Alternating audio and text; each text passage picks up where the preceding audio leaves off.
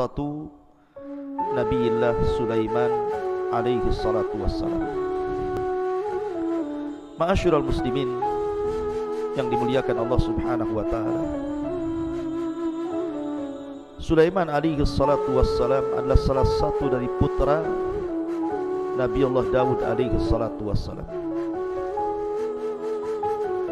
Sebagaimana Daud alaihi salatu wassalam satu-satunya nabi yang Allah anugerahkan kerajaan yang tidak dimiliki nabi-nabi atau raja-raja sebelumnya. Dialah satu-satunya nabi yang rangkap jabatan nabi plus raja. Bahkan dianugerahkan Zabur kepada beliau. Beliau sangat dicintai Bani Israel. Maka ketika putranya Nabiullah Sulaiman alaihi salatu wassalam meneruskan tampuk kepemimpinan ayahnya, menjadi nabi plus juga raja, maka Nabiullah Sulaiman pun sangat dicintai Bani Israel karena akhlaknya, keadilannya, ucapannya, hukumnya dan begitu seterusnya. Bani Israel cocok dengan Nabiullah Sulaiman alaihi salatu wassalam. Dan Allah subhanahu wa ta'ala pahamkan kepada Sulaiman bukan hanya bahasa manusia, bahkan seluruh hewan-hewan yang bicara dia paham. Mau hewan buas, mau hewan jinak, mau hewan terbang, mau hewan yang berjalan di bumi, Sulaiman paham bahasa mereka. Bahkan bukan hanya itu saja, Nabiullah Sulaiman dianugerahkan mampu menundukkan bangsa jin. Padahal bangsa jin gaib bagi kita. Allah subhanahu wa ta'ala yang mengatakan, innahum yarakum min haitsu la tarawnahum. Mereka melihat kita, tapi kita tidak bisa melihat mereka. Tapi Nabiullah Sulaiman alaihi salatu wassalam mampu menundukkan makhluk yang gaib bagi kita, jin. Makanya suatu ketika Nabiullah Sulaiman alaihi salatu wassalam mengumpulkan seluruh pasukannya dari kalangan manusia, dari kalangan jin, dari kalangan hewan-hewan, burung-burung, hewan ternak, hewan jinak, hewan buas, dikumpulkan semuanya. Kemudian Nabiullah Sulaiman berkhutbah di hadapan mereka, dan itu digambarkan dalam Al-Quran. Wa waritha Sulaiman Daud wa qala ya ayyuhan nasu ullimna mantiqat tayri wa utina min kulli syai'in inna hadha lahuwal fadlul mubin. Dan Nabiullah Sulaiman alaihi salatu wassalam mewarisi kerajaan dan kenabian dari ayahandanya Nabiullah Daud alaihi salatu wassalam. Karena yang dimaksud warisan dari Daud itu bukan warisan harta. Karena Nabi SAW yang mengatakan, nahnu ma'syaral anbiya la nuwarrithu ma taraknahu sadaqah. Kami semua para nabi, kata Rasul, tidak mewariskan harta. Semua harta kami adalah sedekah. Jadi kalimat wa waritha Sulaiman Daud di sini artinya Nabi Daud alaihi salatu wassalam mewariskan kepada Sulaiman itu kerajaan dan kenabian. Dan itu keistimewaan yang luar biasa, menggabungkan dua keistimewaan langit dan bumi. Waqala, kemudian Sulaiman berkata, berkhutbah di hadapan pasukannya itu, ya ayyuhan nas, wahai manusia, ulimna mantiqat tayri, telah diajarkan kepada kami bahasa burung, wa utina min kulli syai'in, dan telah diberikan kepada kami segala sesuatu yang tidak dimiliki manusia. Kemudian Nabiullah Sulaiman mengatakan, inna hadza lahuwal fadlul mubin. Tentu ini semua adalah karunia yang nyata yang Allah subhanahu wa ta'ala anugerahkan kepada. Ma'asyiral muslimin yang dimuliakan Allah subhanahu wa ta'ala, dan kita tahu bahwa ada sebuah athar yang dikeluarkan Imam Hakim dalam Mustadraknya dari Muawiyah radhiyallahu anhu. Beliau mengatakan, malikul ardi arba'atun, raja yang pernah menguasai sebagian besar dunia itu cuma ada 4. Sulaiman ibn Daud, kemudian Dzulqarnain, kemudian Bukhtun Nasr, kemudian Namrud. Itulah 4 raja yang pernah menguasai sebagian besar dunia. Dan para ulama mengatakan la syakka fi anna a'zamahum hukman alal itlaq kana Sulaiman. Dan dari 4 raja yang pernah menguasai sebagian besar dunia, yang paling besar kekuasaannya secara mutlak adalah Nabi Allah Sulaiman alaihi salatu wassalam, dibandingkan Dzulqarnain ataupun Bukhtun Nasr ataupun Namrud di zaman Nabi Allah Ibrahim alaihi salatu wassalam. Ma'asyiral muslimin yang dimuliakan Allah subhanahu wa ta'ala, dan Nabi Allah Sulaiman alaihi salatu wassalam itu punya aturan ketika mentertibkan tentara-tentaranya. Maka dia memiliki aturan yang sangat ketat, yang sangat ketat luar biasa. Makanya kemudian Allah subhanahu wa ta'ala mengatakan wa khusyira li Sulaiman junudahu minal jinni wal insi wat tayri fahum yuzaun. Dan untuk Sulaiman dikumpulkan bala tentaranya dari jin, manusia, bahkan burung-burung, lalu mereka berbaris dengan tertib luar biasa. Di Sulaiman selalu melihat kondisi bagaimana pasukan dari kalangan manusia, kemudian pasukan jin, kemudian pasukan burung-burung, dan pasukan hewan-hewan yang lain. Dan itu luar biasa. Seorang jenderal perang selalu perhatikan pasukan. Ma'asyiral muslimin yang dimuliakan Allah subhanahu wa ta'ala,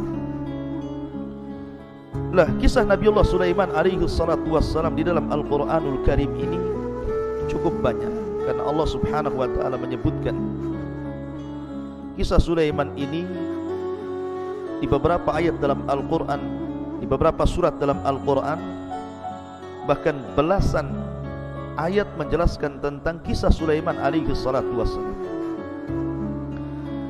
Ma'asyiral muslimin yang dimuliakan Allah azza wa jalla, di antara kisah-kisah yang disebutkan di dalam Al-Quranul Karim adalah kisah Sulaiman alaihi salatu wassalam bersama seekor semut.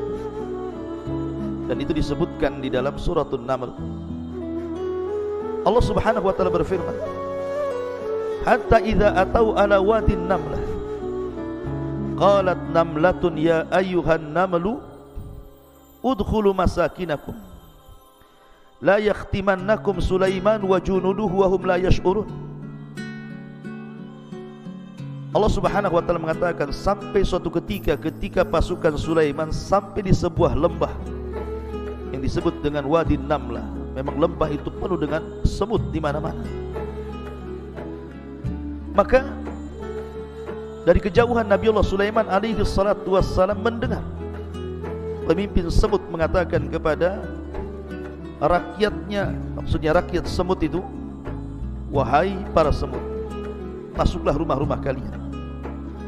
Jangan sampai Nabi Allah Sulaiman menginjak kalian dan tentaranya, sementara mereka la yash'urun, mereka tidak sadar. Lihat bagaimana semut ini juga beradab kepada Nabi Allah Sulaiman dan juga tentaranya. Maka mendengar bagaimana semut ini sangat berakhlak dan beradab, tidak suudzon kepada Sulaiman dan pasukannya, dan mengatakan wa hum la yash'urun, maka Sulaiman pun takjub dan kemudian tersenyum. Allah katakan fatabassama dhahikan min qauliha, maka Sulaiman pun tersenyum kepada ucapan sang raja semut kepada masyarakat semut itu. Wa qala, dan dia mengatakan, Rabbi auzi'ni an ashkura ni'mataka allati an'amta alai wa ala walidai wa an a'mala salihan tardah wa adkhilni bi rahmatika fi ibadika salihin. Ya Rabb, anugerahkan kepadaku agar aku bisa bersyukur akan nikmatmu yang telah Engkau anugerahkan kepadaku. Nikmat bisa paham dengan bahasa-bahasa binatang yang tidak diberikan kepada para nabi, baik sesudah dan sebelumnya. Dan juga bersyukur kepada kedua orang tuaku karena sudah mewarisi kerajaan dan juga kenabian, Nabi Allah Daud alaihi salatu wassalam. Dan agar aku bisa beramal saleh yang kau ridhai, dan kau masukkan aku dengan rahmatmu termasuk hamba-hambamu yang saleh. Subhanallah. Jarang sekali orang yang Allah anugerahkan nikmat yang banyak bersyukur kepada Allah Azza wa Jalla. Terkadang baru diberikan harta saja orang sudah melampaui batas. Kalla innal insana la yatgha an ra'ahu istaghna. Ma'asyiral muslimin yang dimuliakan Allah Subhanahu wa taala, di sini ada faedah yang sangat besar. Dalam syariat orang dulu, maksudnya para nabi yang dulu itu, seorang boleh saja membunuh semut, seperti yang terjadi pada salah seorang Bani Israel, nabi dari nabi-nabi Bani Israel. Disebutkan dalam sebuah hadis, qarasat nabiyyan minal anbiya'i namlah fa amara bi qaryatin namli fa ahrakat fa auhallahu ilaihi an qarasatka namlatun ahlakta ummatan minal umami tusabbih. Ada seorang nabi dari nabi-nabi Bani Israel digigit oleh seekor semut. Maka dia marah. Kemudian dia mengambil api dan hendak membakar satu penduduk semut dalam sarangnya. Maka Allah wahyukan kepada nabi tersebut dengan diturunkan malaikat, kemudian menegurnya, kenapa engkau akan membakar satu kampung semut sementara yang menyakiti hanya satu semut saja? Kalau itu yang kau lakukan, kau salah. Cukup bunuh yang menyakiti. Dari sini kata para ulama, dalam syariat dulu membunuh semut itu boleh, tetapi yang menyakiti saja. Maksudnya membunuh dengan cara membakarnya. Tetapi dalam syariat kita, syariat Islam, tidak boleh kita ini membakar semut dengan api, karena Rasul mengatakan la yu'adzibu binnar illa rabbun nar. Tidak boleh mengadab dengan api kecuali Rabb pemilik api, Allah Subhanahu wa taala. Ma'asyiral muslimin yang dimuliakan Allah Subhanahu wa taala. Jadi kisah ini disebutkan dalam Al-Quran, bagaimana Nabi Allah Sulaiman alaihi salatu wassalam paham dengan bahasa semut. Di sana ada kisah-kisah lain tentang kisah Nabi Allah Sulaiman alaihi salatu wassalam dengan semut, tetapi kisah ini tentu sebagiannya adalah cerita-cerita Israiliyat, cerita-cerita yang tidak tercantumkan dalam kitab-kitab induk Islam.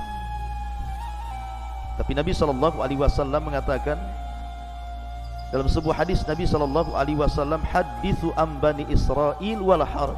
Tidak mengapa ceritakan tentang kisah Israiliyat selama tidak bertentangan dengan Al-Quran dan Sunnah. Tapi kalau bertentangan dengan Al-Quran dan Sunnah tidak perlu diceritakan. Maka sebagai pengetahuan saja kita akan ceritakan beberapa kisah tentang kisah Nabi Allah Sulaiman dengan semut dalam beberapa kisah.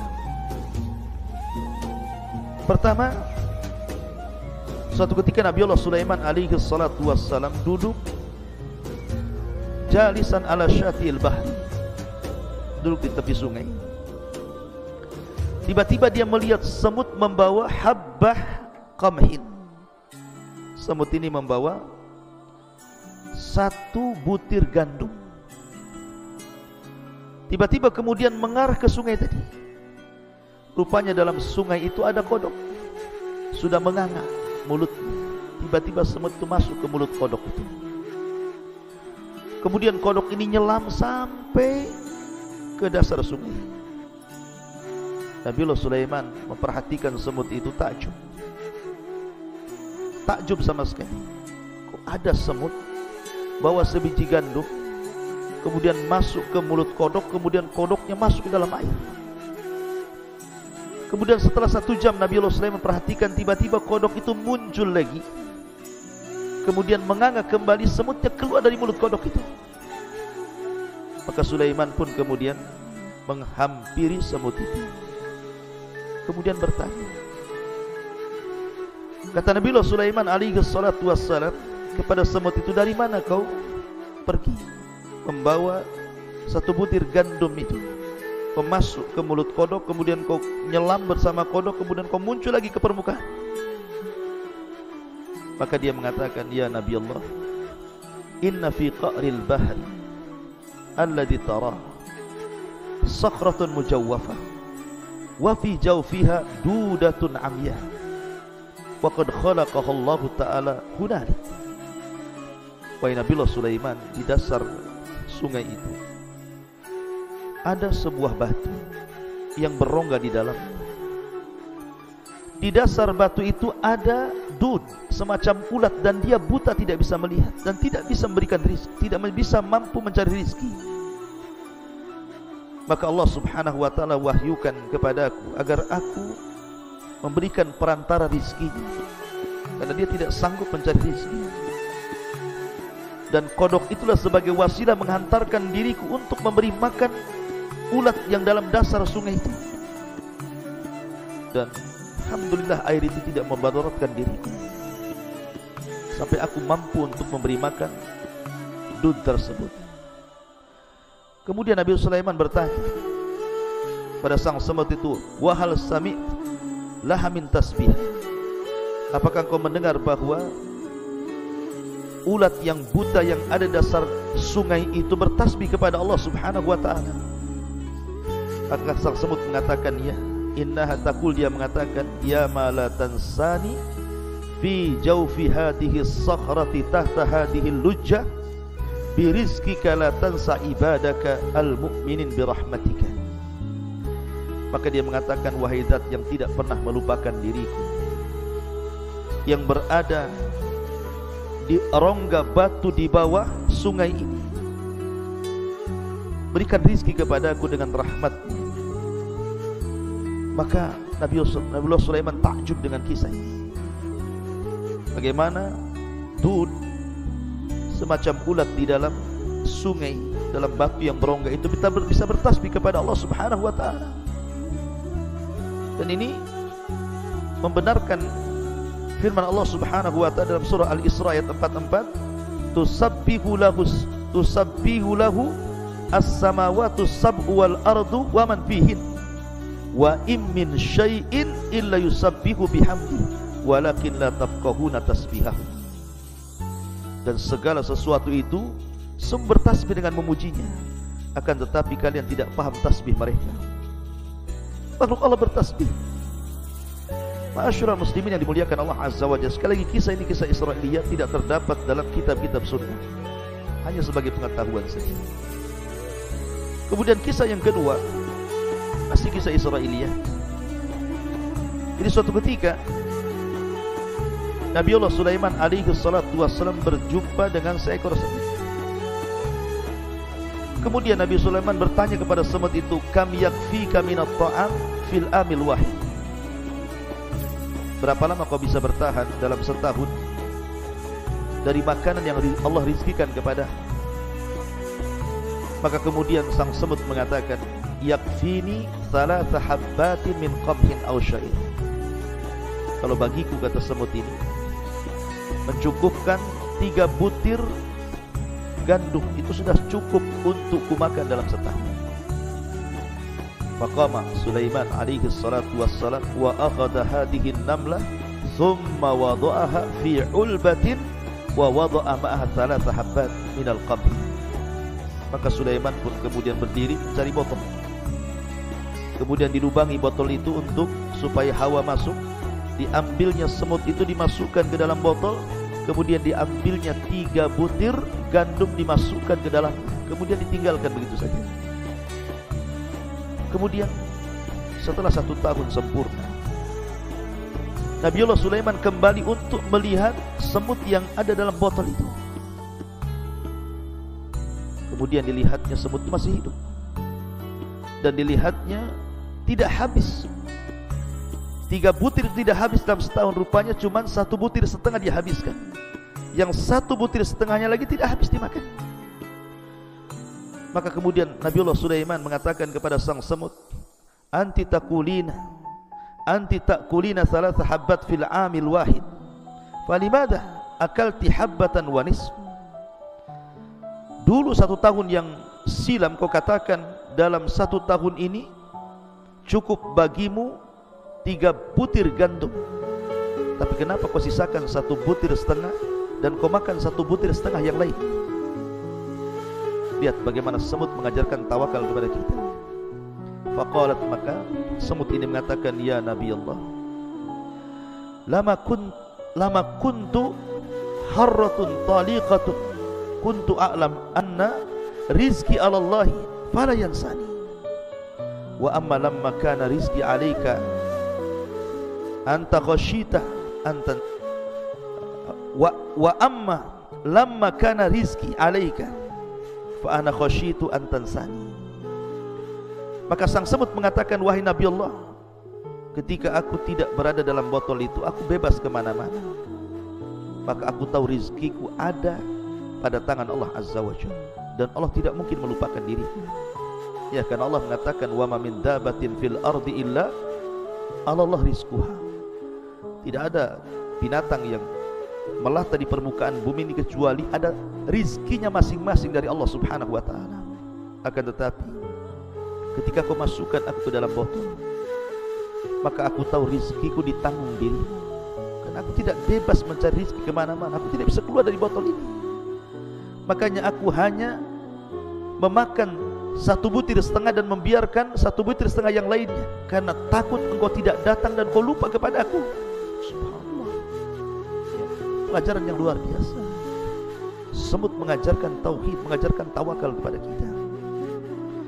Ma'asyiral muslimin yang dimuliakan Allah Azza wa Jalla. Kemudian juga kisah yang lainnya, ketika Nabi Allah Sulaiman alaihi salatu wassalam ditimpa kaumnya dengan paceklik yang berkepanjangan, tanah sudah retak, kering, kelontang, tidak ada hujan. Maka Nabi Allah Sulaiman mengajak pasukannya untuk istisqa, meminta hujan kepada Allah Azza wa Jalla. Berangkatlah mereka ke tanah lapang, dan Sulaiman bergerak duluan. Rupanya Nabi Allah Sulaiman melihat banyak semut yang terlentang mengarah ke langit, seolah-olah berdoa meminta hujan. Maka Nabi Allah Sulaiman alaihi salatu wassalam mengatakan kepada pasukannya, irji'u ila buyutikum qad kufikum bidu'ain naflah. Kembali ke rumah-rumah kalian. Kita tidak perlu meminta hujan lagi, karena sudah mencukupkan permintaan semut-semut itu. Sebentar lagi akan turun hujan. Ma'asyiral muslimin yang dimuliakan Allah Subhanahu wa ta'ala, itulah kisah Nabi Allah Sulaiman bersama semut-semut itu. Kemudian kisah berikutnya, Nabi Allah Sulaiman alaihi salatu wassalam bersama hudhud, burung hudhud. Allah Subhanahu wa ta'ala berfirman dalam suratul Naml, wa tafaqqada at-tayra faqala mali la aral hudhuda am kana minal ghaibin law adhibannahu adhaban shadidan aw la adbahannahu aw la ya'tiyanni bi sultanin mubin. Kebiasaan Nabi Allah Sulaiman, sekali lagi dari awal saya katakan, adalah orang yang paling teratur di dalam mengatur tentara-tentaranya, baik tentara manusia, tentara jin, tentara hewan-hewan, termasuk burung-burung. Sudah ada barisan-barisan tertentu.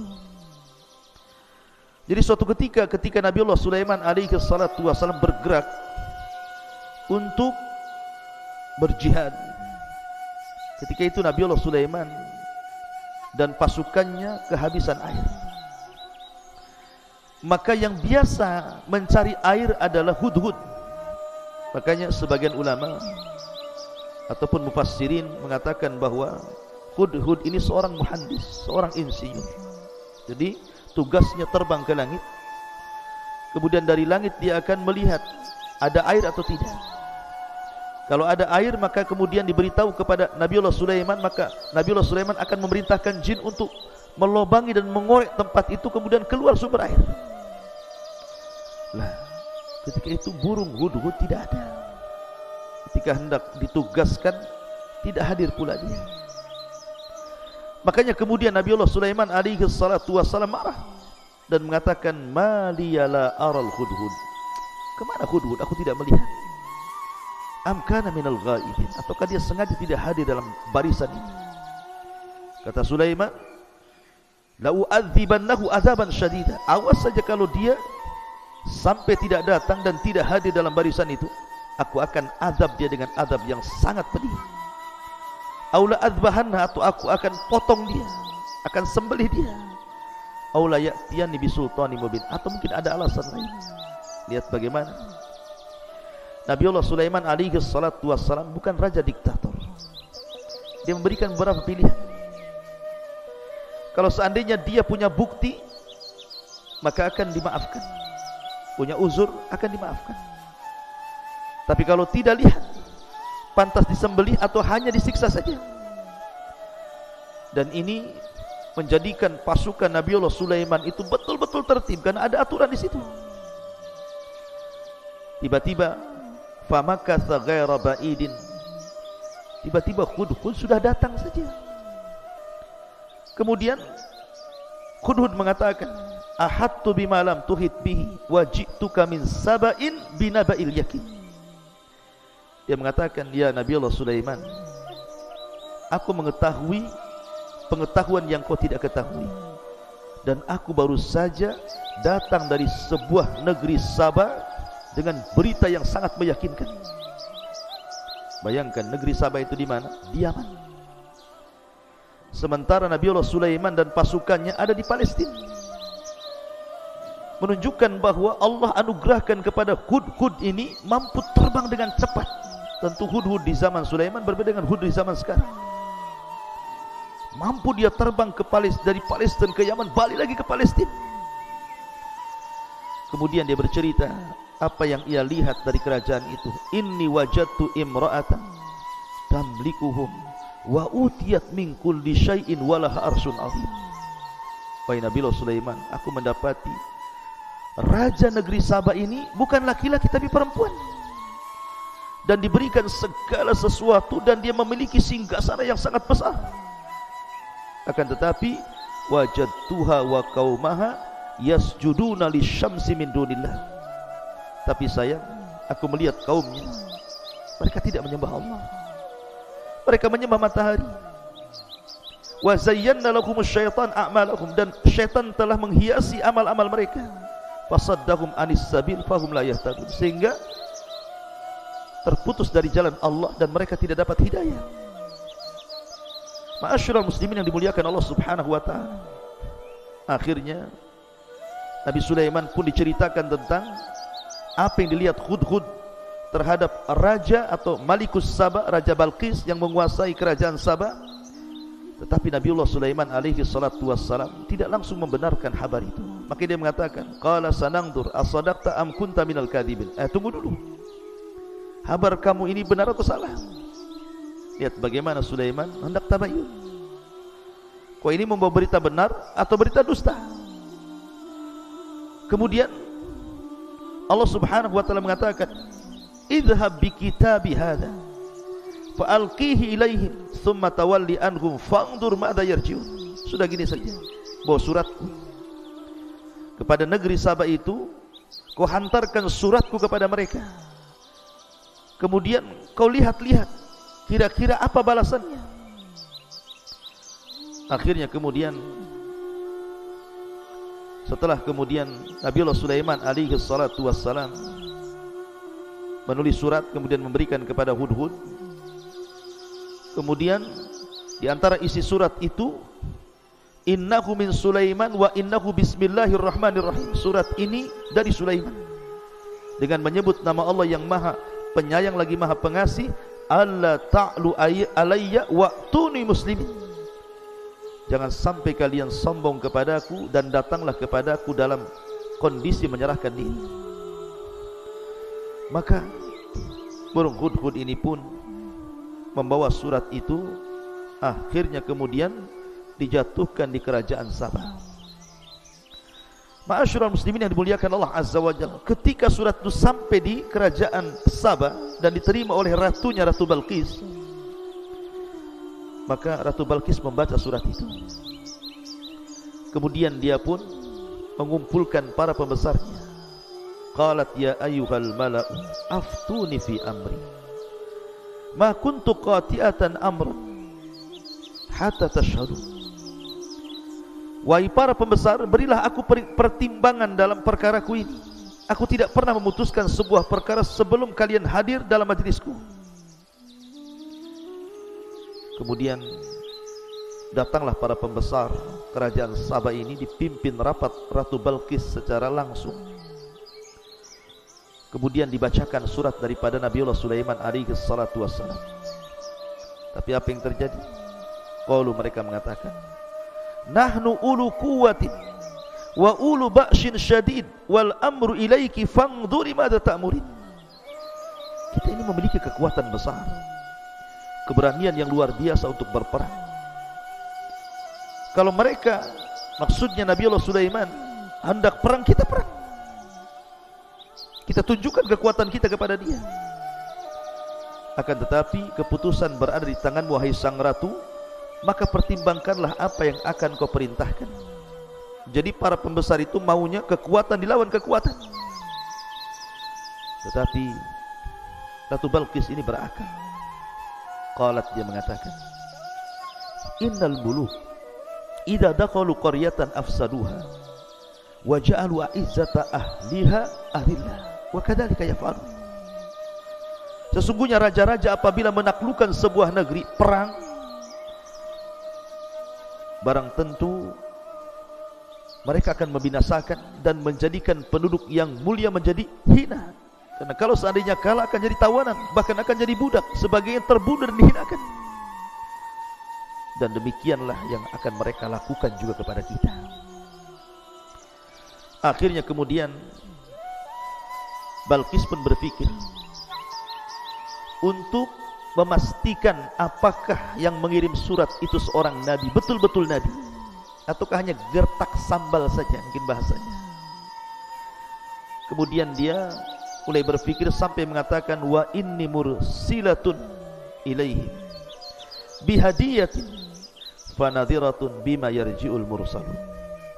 Dan sungguh aku akan mengirim utusan kepada mereka dengan membawa hadiah yang sangat besar, dan aku akan menunggu apa yang akan dibawa kembali oleh para utusan itu. Sudah gini saja, kita coba berikan hadiah kepada dia. Kalau dia menerima hadiah itu berarti sama saja dengan raja-raja yang lainnya. Tapi kalau dia menolak hadiah itu, ini bukan raja biasa, dia tidak menghendaki itu.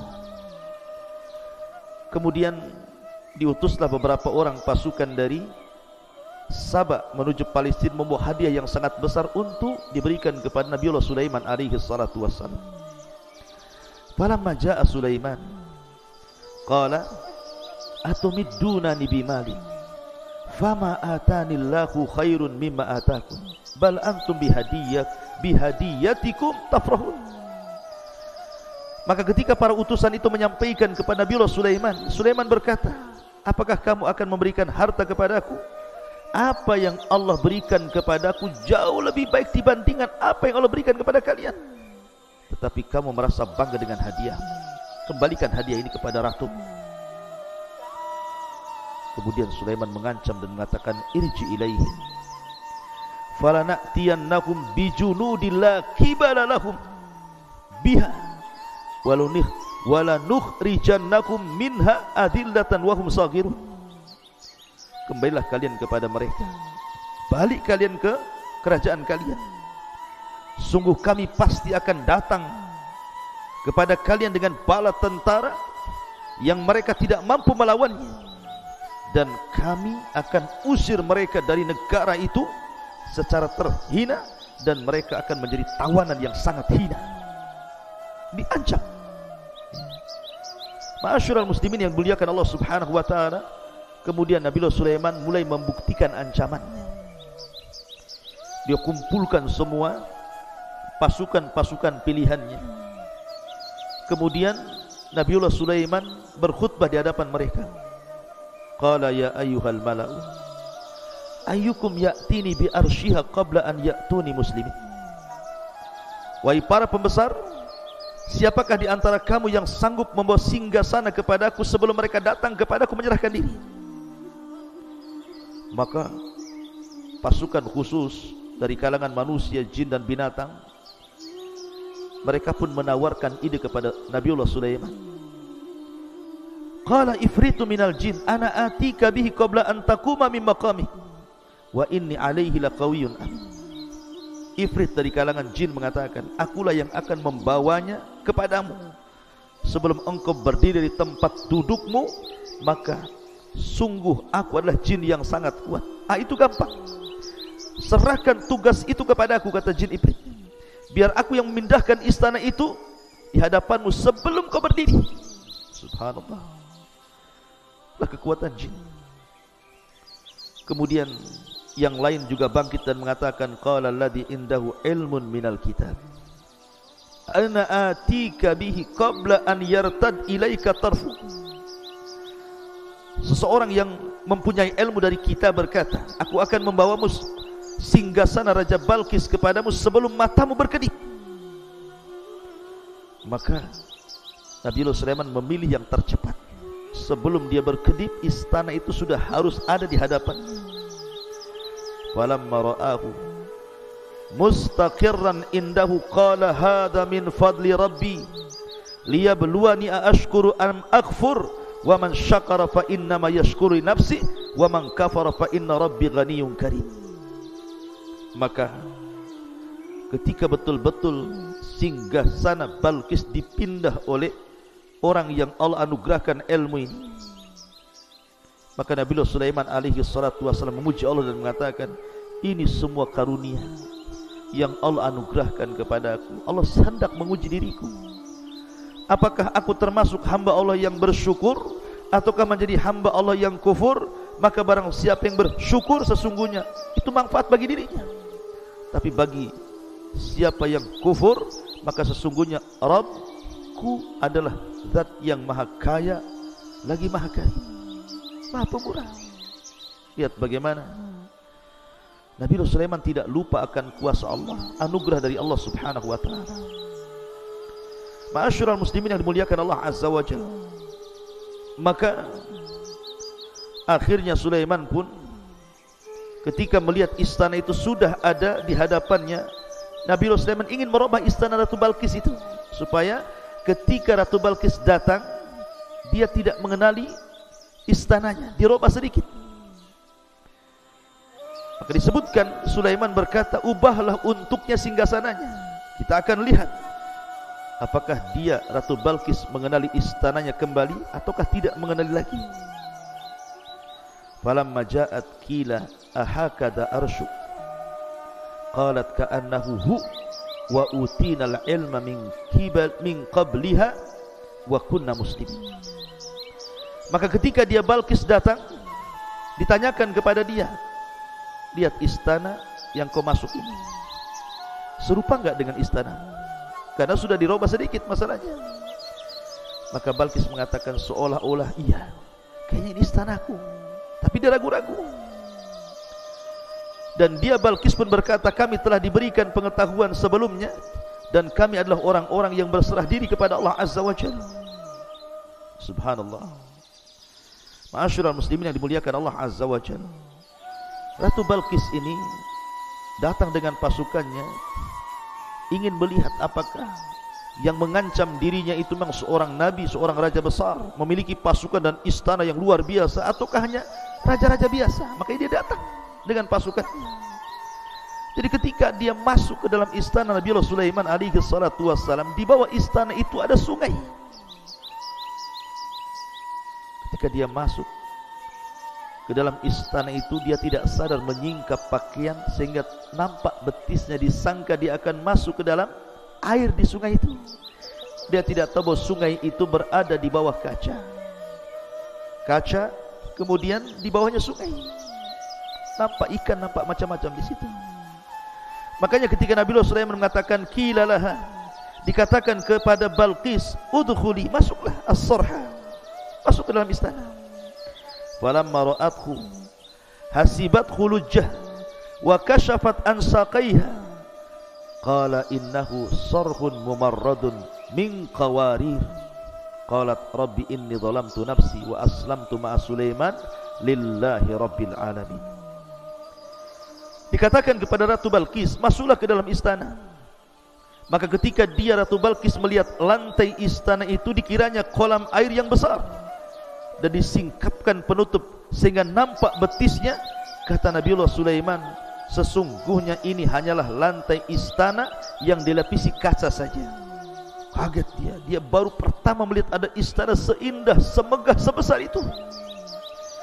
Baru dia mengakui bahwa ini bukan raja biasa, bahwa dia seorang nabi. Makanya dia mengatakan, ya Tuhanku, sungguh aku telah berbuat zalim terhadap diriku, dan aku berserah diri bersama Sulaiman kepada Allah Subhanahu wa ta'ala, Tuhan seluruh alam. Akhirnya Ratu Balqis beriman dan seluruh masyarakat Sabah beriman kepada Allah Subhanahu wa ta'ala lewat perantara Nabiullah Sulaiman alaihi salatu wassalam. Subhanallah. Lihat bagaimana terkadang Allah Subhanahu wa ta'ala menghantarkan hidayah kepada manusia itu disebabkan oleh seekor burung. Sebab itulah maka Islam melarang untuk membunuh burung hudhud, karena sebab dia satu kerajaan beriman kepada Allah dan menyerahkan diri kepada Nabiullah Sulaiman alaihi salatu wassalam. Ma'asyiral muslimin yang dimuliakan Allah Subhanahu wa ta'ala, itu di antara kisah Nabiullah Sulaiman bersama hudhud. Ada kisah yang lain yang menarik dari Nabiullah Sulaiman alaihi salatu wassalam. Disebutkan dalam sebuah surat As-Sad ayat 30 sampai 35 beberapa kisah juga tentang Nabiullah Sulaiman alaihi salatu wassalam. Di antaranya kisah Nabiullah Sulaiman bersama kuda. Allah Subhanahu wa ta'ala berfirman, wa wahabna li Dawud Sulaiman ni'mal abdu innahu awwab id uridu alaihi bil asyi as-safinatul jiyad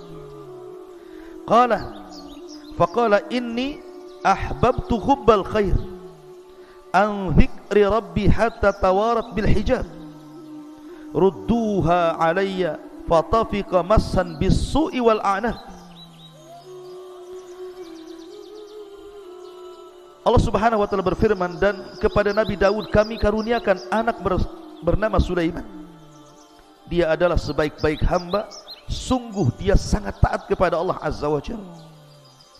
Tentu seorang orang tua dianugerahkan anak yang saleh, luar biasa bahagianya.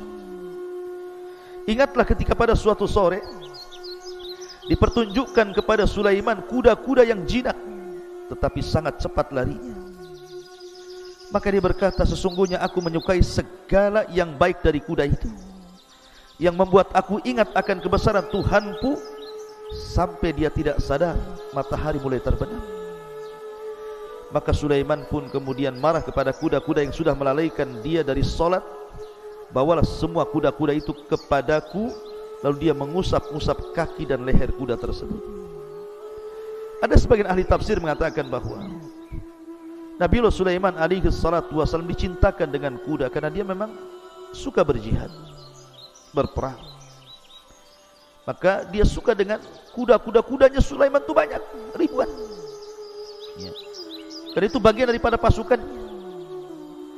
Jadi suatu sore Nabi Sulaiman sedang membariskan kuda-kuda itu, karena kesukaan dia kepada kuda yang baik gitu ya. Dia bariskan kuda-kuda itu, tidak sadar kalau seandainya ketika dia membariskan kuda-kuda itu kemudian mengusap satu persatu, merapihkannya, rupanya dia dilupakan dari solat di waktu petang, solat sebelum terbenam matahari. Ketika kemudian matahari terbenam diingatkan bahwa dia belum solat. Akhirnya dia marah sama kuda-kuda itu.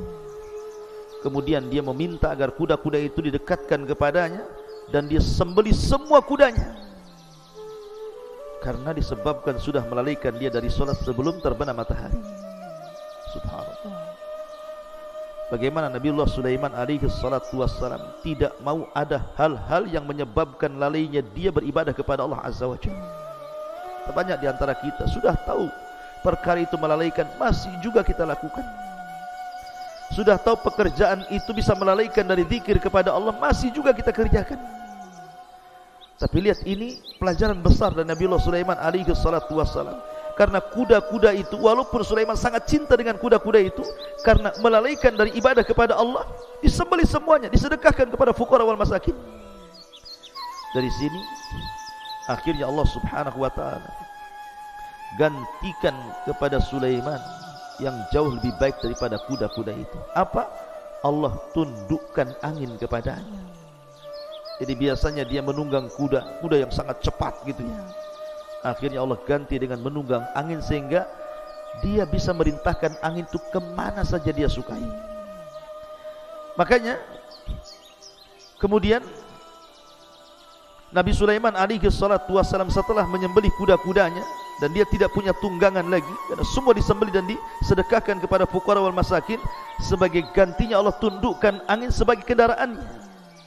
Dan anehnya setiap Nabiullah Sulaiman naik angin itu tidak membuat dia jatuh. Dia bisa terbang sesuka dia. Ma'asyiral muslimin yang dimuliakan Allah Subhanahu wa taala. Dan itu ada kaidah dalam Islam. Sebagaimana sabda Nabi sallallahu alaihi wasallam, "Man taraka syai'an lillahi awwadallahu khairan minhu." Barang siapa yang meninggalkan sesuatu karena Allah, maka Allah ganti sesuatu itu yang jauh lebih baik lagi. Subhanallah. Ma'asyiral muslimin yang dimuliakan Allah Subhanahu wa taala. Itulah kisah Nabi Allah Sulaiman bersama kuda. Tetapi sebagaimana manusia yang lain, Sulaiman juga terfitnah. Dia manusia sama dengan kita, tetapi Allah anugerahkan kepada dia kelebihan berupa kerajaan dan kenabian. Apa fitnahnya? Allah Subhanahu wa taala berfirman, "Wa laqad fatanna Sulaiman wa alqaina ala kursiyyihi jasadan thumma anab." Dan sungguh kami telah menguji Sulaiman dan kami jadikan dia tergeletak di atas kursinya sebagai tubuh yang lemah karena sakit, kemudian dia pun bertobat kepada Allah Azza wa Jalla. Ada 3 penafsiran yang disebutkan para ulama. Pertama, bahwa dikisahkan Nabiullah Sulaiman alaihi salatu wassalam suatu ketika dia memiliki istri, tapi tanpa sepengetahuan istri yang satu ini, dia menyembunyikan kekufurannya. Tapi memang wanita cantik, Sulaiman suka dengan istri. Jadi kebiasaannya Nabiullah Sulaiman ini kalau masuk ke dalam kamar mandi hammam, maka dia mencopot cincinnya, kemudian disuruh memegangnya. Setelah keluar dari kamar mandi, kemudian diambil lagi cincinnya. Allah takdirkan datang syaitan menyerupai Sulaiman, kemudian meminta cincin itu. Karena dia tidak tahu itu adalah jelmaan daripada jin, dikasihkan pula cincin itu kepada jin tadi. Padahal kekuasaan Nabiullah Sulaiman dalam menundukkan perkara-perkara itu ada di cincin itu. Akhirnya kemudian ketika dia memakai cincin itu, kemudian dia naik ke singgasana Sulaiman, kemudian dia berduduk. Dia memerintahkan masyarakat Sulaiman, jin ini itu, tetapi aneh karena tidak sebagaimana hukum yang selalu diperintahkan Nabi Sulaiman. Ini agak aneh, banyak diingkari oleh masyarakat Nabiullah Sulaiman alaihi salatu wassalam. Ya, karena itu bukan Nabiullah Sulaiman, itu jelmaan jin. Akhirnya Sulaiman pun dia datang dan mengatakan, "Sayalah Sulaiman, bukan dia." Tapi orang-orang jin-jin dan juga pasukan-pasukan dari kalangan binatang tidak percaya, karena tidak memiliki cincin, dan cincinnya ada pada jin yang menyerupai Sulaiman itu. Dari situlah kemudian Nabiullah Sulaiman berusaha untuk mengambil kembali. Ada yang mengatakan selama 40 hari baru dia berhasil mengambil cincinnya kembali dan mengembalikan singgasananya. Ini satu penafsiran. Penafsiran yang kedua, dan tentu ini kisah Israiliyat ya. Penafsiran yang kedua bahwa Nabiullah Sulaiman alaihi salatu wassalam suatu ketika pernah bersumpah. Jadi dia itu kan memiliki banyak istri, 100 istri. Dia bersumpah dalam satu malam itu dia hendak menggauli 100 istrinya, dan dia bercita-cita dari 100 istrinya hamil, dan semuanya terlahir sebagai para mujahidin fi sabilillah. Itu cita-citanya. Dia ingin menggauli dalam satu malam semua istrinya, kemudian hamil, kemudian melahirkan semua anak laki-laki, dan semua menjadi para mujahidin. Itu keinginannya. Tetapi Nabiullah Sulaiman dilupakan mengucapkan insyaallah. Maka dia gilir seluruh istrinya, 100 istri itu dalam satu malam. Rupanya tidak ada satupun yang hamil kecuali satu orang. Itu pun saat melahirkan separuh manusia dan separuh bukan, karena tidak punya kaki. Maka Nabi Sulaiman alaihi salatu wassalam diuji agar dia jangan memastikan sesuatu kecuali setelah mengucapkan insyaallah. Kemudian penafsiran yang ketiga, suatu ketika Nabi Sulaiman sakit sehingga tidak bisa bangkit dari tempat pembaringannya menuju singgasananya. Akhirnya kemudian ada syaitan duduk di singgasananya, dan itu fitnah bagi Nabi Sulaiman alaihi salatu wassalam, yang Allah subhanahu wa ta'ala firmankan dalam surat ini, walaqad fattanna Sulaiman wa alqaina ala kursiyihi jasadan thumma ana. Dan sungguh kami telah menguji Nabi Sulaiman, dan kami jadikan dia tergeletak dalam kursinya sebagai tubuh yang lemah karena sakit. Kemudian dia baru bertobat, mengakui kesalahannya. Ma'asyiral muslimin yang dimuliakan Allah subhanahu wa ta'ala. Kemudian juga Allah subhanahu wa ta'ala juga menceritakan doa Nabi Sulaiman alaihi salatu wassalam setelah tragedi fitnah itu.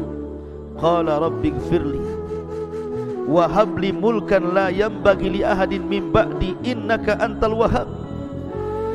Ya Allah, ampunilah akan dosa-dosaku dan anugerahkan kepadaku kerajaan yang tidak dimiliki siapapun setelahku. Sungguh Engkaulah yang Maha Pemberi segala nikmat yang Allah anugerahkan kepadaku.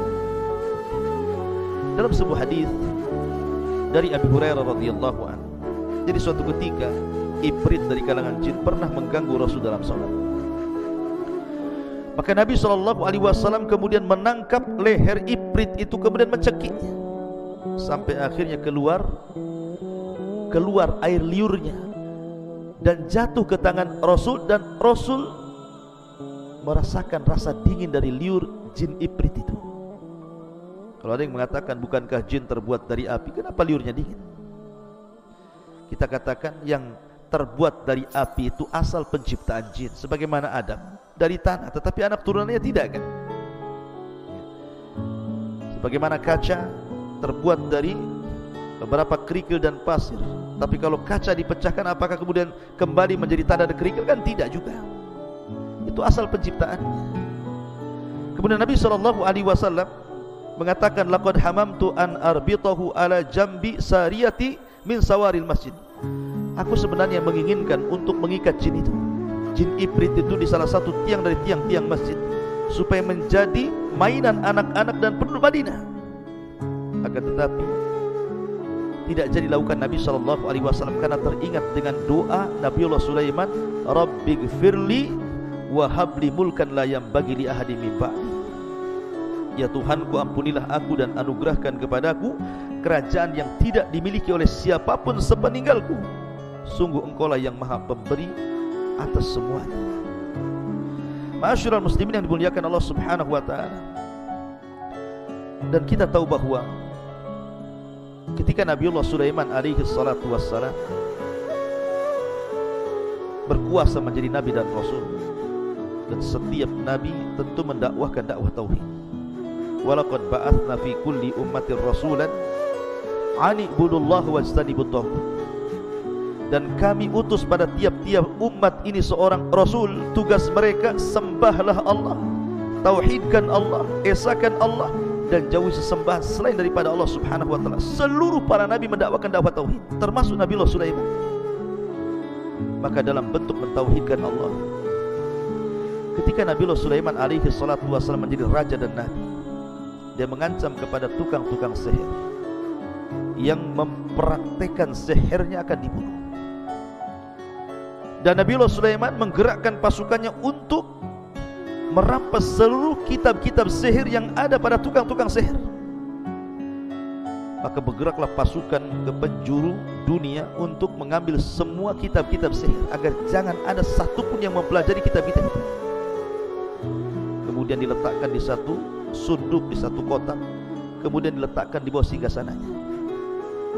Kemudian dia mengancam siapapun yang mengambil kotak ini dan dia seorang jin, maka pasti terbakar. Tetapi siapapun yang mengambil kotak ini dari kalangan manusia, aku bunuh dia. Maka sejak saat itu tidak ada satupun jin yang berani menyentuh kotak itu, dan tidak ada satu manusia pun yang mendekatinya, sehingga menggugurkan seluruh para dukun. Tidak ada dukun-dukun lagi yang berani mempraktekkan perdukunannya. Subhanallah. Tetapi orang-orang Yahudi justru menuduh Sulaiman alaihi salatu wassalam yang mempelajari sihir untuk menyihir orang-orang, sehingga mereka mengatakan Sulaiman itu kafir. Maka Islam membantah dan mengatakan wa ma kafara Sulaiman walakinna syayatina kafar. Sulaiman tidak kafir, setan-setan itu yang kafir. Kemudian masuk pada cerita Harut dan Marut, dan itu kisah yang lain. Ma'asyiral muslimin yang dimuliakan Allah Azza wa Jalla. Lah, Nabiullah Sulaiman alaihi salatu wassalam itu adalah orang yang pertama kali membangun Masjidil Aqsa. Masjid di dunia ini yang mulia hanya 3, Masjidil Haram, Masjid Nabawi, dan Masjidil Aqsa. Nah, yang pertama dibangun Masjidil Haram oleh Ibrahim alaihi salatu wassalam. Kemudian yang kedua Masjidil Aqsa dibangun oleh Nabiullah Sulaiman alaihi salatu wassalam. Dan yang ketiga Masjid Nabawi dibangun oleh Rasul kita Muhammad sallallahu alaihi wasallam. Tetapi secara keutamaan tentu Masjidil Haram lebih utama dibandingkan Masjid An-Nabawi. Masjid Nabawi lebih utama dibandingkan Masjid Al-Aqsa, karena kita lihat dari segi pahala orang yang sholat dalam. Siapa yang sholat satu kali sholat di Masjidil Haram sama dengan 100.000 kali sholat di masjid-masjid yang lain. Siapa yang sholat di Masjid Nabawi sama dengan 500 atau 1000 kali sholat dibandingkan di masjid-masjid yang lain. Dan sholat di Masjidil Aqsa sama dengan 500 kali sholat dibandingkan di masjid-masjid yang lain.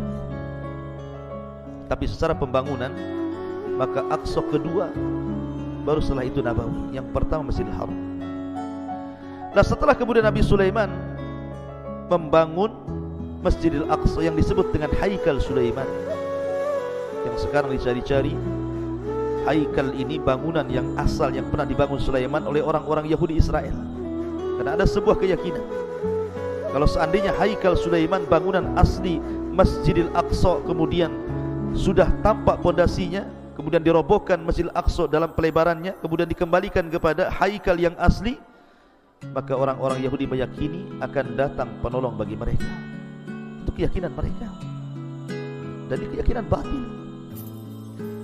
Intinya bahwa Nabi Sulaiman membangun Masjidil Aqsa. Kemudian setelah itu dia pun meminta kepada Allah Subhanahu wa taala 3 perkara. Sa'alallahu hukman yusadifu hukmahu. Pertama, Nabi Sulaiman meminta hukum yang selaras dengan hukum Allah Subhanahu wa taala. Maka diberikan permintaan pertama. Kemudian yang kedua, sa'alallah mulkan la yanbaghi li ahadin min ba'di.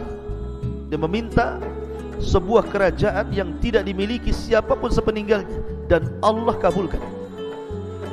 Kemudian yang ketiga, Nabiullah Sulaiman alaihi salatu wassalam meminta juga alla ya'tiyahu ahadun la yanhazuhu illa shalah,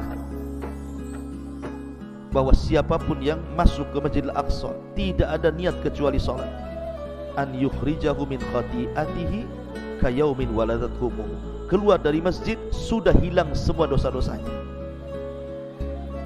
Dan Rasul mengatakan wa arju an yakuna qad utiyahu tsalitsah, dan aku berharap Allah Subhanahu wa taala juga memberikan permintaan Nabiullah Sulaiman yang ketiga. Dan Rasul pernah salat di Masjidil Aqsa pada saat peristiwa Isra dan Mi'raj. Ma'asyiral muslimin yang dimuliakan Allah Subhanahu wa taala. Dan banyak kisah-kisah Nabiullah Sulaiman alaihi salatu wassalam. Kita masuk pada wafat. Jadi disebutkan di dalam Al-Quranul Karim bagaimana wafatnya Nabiullah Sulaiman alaihi salatu wassalam. Allah katakan falamma qadayna alaihi al-maut ma dallahum ala mautihi illa dabatul ardi ta'kulu min sya'atahu.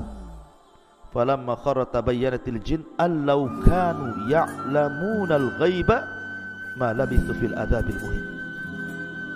Maka tatkala kami putuskan akan kematian Sulaiman, tidak ada yang menunjukkan kematiannya kecuali rayap yang menggerogoti tongkatnya. ketika Sulaiman kemudian tersungkur, jatuh, dan semua orang jin binatang tahu bahwa Sulaiman meninggal dunia, maka jin-jin itu kemudian mengatakan, seandainya mereka tahu yang gaib, tentu mereka tidak akan berada dalam adab yang sangat dihinakan. Kalau tahu Sulaiman meninggal, kami ngapain bekerja lagi, mungkin bahasa seperti itu untuk Nabi Sulaiman yang sudah mati. Jadi ada yang mengatakan bahwa Nabiullah Sulaiman alaihi salatu wassalam di akhir hayatnya selalu menyendiri di Baitul Maqdis yang sudah dibangunnya, dan beliau tidak pernah keluar dari mihrabnya berhari-hari. Bahkan ada yang mengatakan sampai 1 tahun tidak keluar dari mihrabnya. Dia hanya menyuruh orang untuk mengantar makanan dan terus sholat dan beribadah kepada Allah subhanahu wa ta'ala. Ma'asyiral muslimin lah, pada hari pertama kemudian dia melihat di dalam Baitul Maqdis ini ada tumbuh pohon. Kemudian dia memandangi pohon tersebut dan berkata, siapa namamu? Jadi berkata kepada pohon, siapa namamu? Maka pohon itu mengatakan, namaku ini. Jauh pohon itu. Kemudian Nabi Sulaiman alaihi salatu wassalam mengatakan, melihat pohon yang lain, kamu siapa namanya dan apa fungsimu? Maka pohon ini mengatakan, aku namanya si ini dan fungsiku sebagai obat-obatan. Lalu pada akhirnya Nabi Sulaiman melihat satu pohon yang tumbuh. Kemudian ketika ditanya siapa namamu, dia mengatakan Khurubah. Khurubah itu artinya pohon perusak. Lalu Nabi Sulaiman bertanya, siapa namamu? Dia mengatakan, saya Khurubah, pohon yang akan merusak. Maka Sulaiman terkejut ketika menjawab, melihat jawaban pohon itu, dan dia mengatakan, apa maksudnya perusak? Maka dia mengatakan, aku tumbuh untuk merusak masjid ini dan juga akan merusak kekuasaanmu. Dari situ Sulaiman terkejut, kemudian mencabut pohon itu, kemudian menanam di dinding miliknya. Tiba-tiba kemudian Sulaiman masuk ke mihrab, berdiri salat dengan memegang tongkatnya. Rupanya di saat itulah Nabiullah Sulaiman didatangi malakul maut, kemudian dicabut nyawanya sementara dia sedang memegang tongkatnya. Dan kita tahu seorang nabi itu kematiannya dijaga oleh Allah Azza wa Jalla, tidak mungkin dimakan bumi, sehingga jasadnya utuh seperti itu, memegang tongkat berhari-hari, berbulan-bulan, sampai genap 1 tahun. Dia mengatakan 2 tahun, karena memang masjid itu masih berlantaikan tanah, tentu banyak rayap. Maka rayap itu kemudian menggerogoti dari bawah tongkat Sulaiman, kemudian makin atas, maka sampai kepada tongkat yang paling ujung yang dipegang Nabiullah Sulaiman. Ketika sudah tidak lagi bertelekan dengan tongkat itu, dia pun roboh. Maka manusia tahu, jin tahu, hewan-hewan tahu bahwa Nabiullah Sulaiman alaihi salatu wassalam sudah meninggal dunia. Falamma qadayna alaihi al-maut ma dallahum ala mautihi illa dabatul ardh ta'kulu min sa'atahu. Maka tatkala kami putuskan kematian kepada Nabiullah Sulaiman, tidak ada yang menunjukkan akan kematiannya kecuali rayap-rayap bumi yang memakan tongkatnya. Subhanallah, dia meninggal saat solat dicabut rohnya. Begitulah pelajaran, jangan sampai kita meninggal kecuali atas ibadah kepada Allah Subhanahu wa ta'ala. Karena itu alamat dari husnul khatimah. Jangan sampai kita meninggal di tempat-tempat maksiat atau sedang bermaksiat kepada Allah Azza wa Jalla. Tetapi sekali lagi, riwayat ini tentu riwayat Israiliyat, maka kita hanya memegang kepada zahir daripada ayat Al-Quran. Ma'asyiral muslimin yang dimuliakan Allah Subhanahu wa ta'ala, itulah kisah singkat dari Nabiullah Sulaiman alaihi salatu wassalam. Lalu siapakah Nabi setelah Nabiullah Sulaiman?